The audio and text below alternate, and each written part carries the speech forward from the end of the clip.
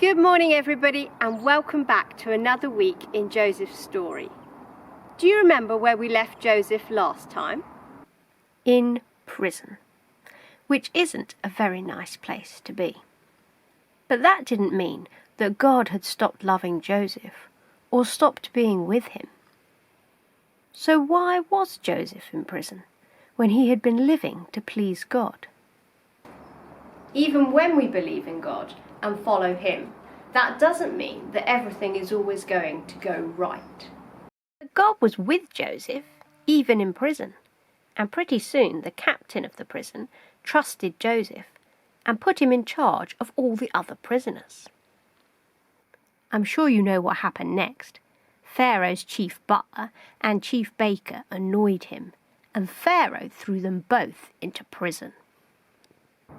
One night in the prison, the butler had a dream and the baker had a dream, and they were very sad because they knew their dreams meant something, but they couldn't go to the Egyptian magician to find out what.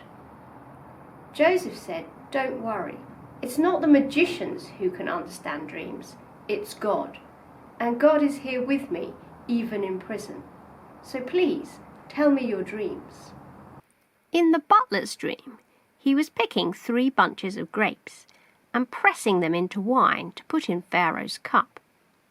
It meant in 3 days he would be out of prison and back working for Pharaoh. "Please tell Pharaoh about me when you get out," Joseph asked. "I'm stuck here in prison, but I didn't do anything to deserve it." Then the baker told his dream. He was carrying 3 baskets of bread on his head, and the birds were eating the bread out of the top basket. "Sorry," said Joseph. "Your dream means in 3 days Pharaoh will cut off your head." 3 days later it was Pharaoh's birthday, and both dreams came true. The butler was given his job back, and the baker was executed. But the butler forgot about Joseph until 2 years later, when Pharaoh had a dream himself. The magicians couldn't tell Pharaoh what his dream meant, and Pharaoh was worried. And then the butler remembered about Joseph. So Joseph was called out of prison. He was given a wash and a shave and some clean clothes to wear, and he went to meet Pharaoh. Pharaoh's dreams were about 7 big fat cows that got eaten up by 7 thin skinny cows. But even after eating the fat cows, the skinny cows didn't get any fatter.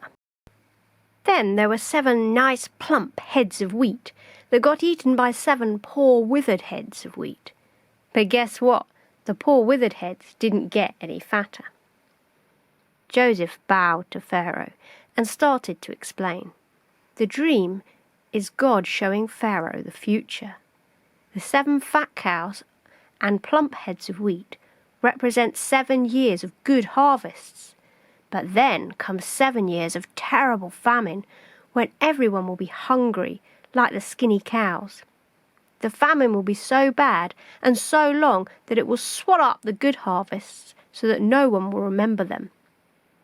O King, I suggest you start making plans now to store up food from the 7 years of good harvests so that there will be enough to eat when the 7 years of famine come. Pharaoh looked at Joseph and saw that God was with him and that God was giving him wisdom. And so he said, "Who could be better to be in charge of this work than you?"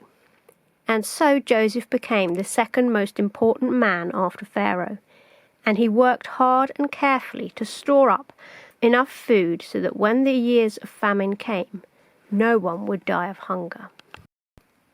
Getting thrown into prison was not a good or enjoyable thing for Joseph. But because he was in prison, he met the butler. And because he met the butler, Joseph was called to interpret Pharaoh's dream. And because of that, Joseph saved many people from starving when the famine came.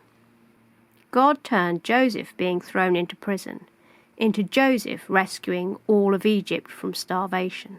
That difficult thing that happened to Joseph, God used for good.